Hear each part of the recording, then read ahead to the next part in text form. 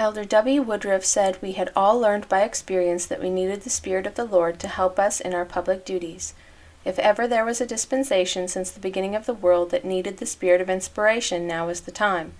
We were living and were now engaged in the last dispensation and needed the assistance of prophets and apostles. Where were the great nations and their history that once stood in mighty grandeur and power like Babylon, Tyre, Sidon, etc.?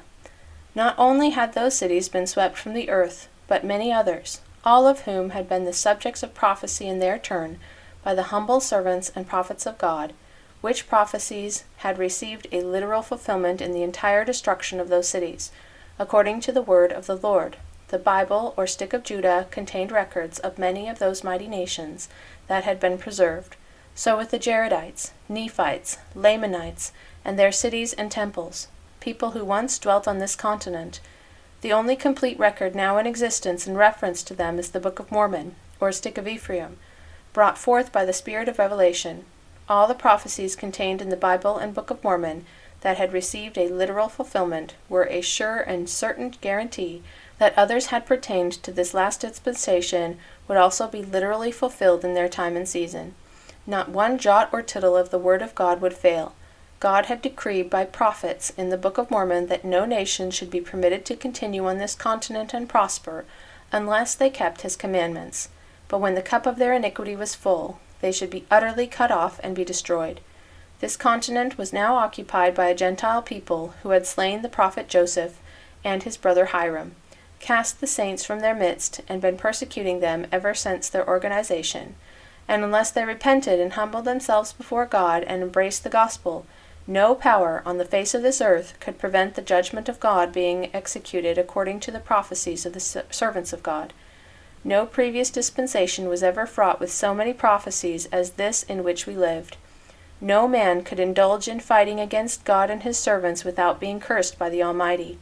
There was no judge, president, or ruler that ever measured arms with the prophet Joseph Smith or Brigham Young, but what had withered under the displeasure of God, and so it would continue to be.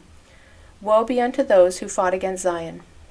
He then reviewed the labors of the present apostles and elders, who started out without purse and scrip and exposed to hunger and cold, traveling thousands of miles from state to state on foot.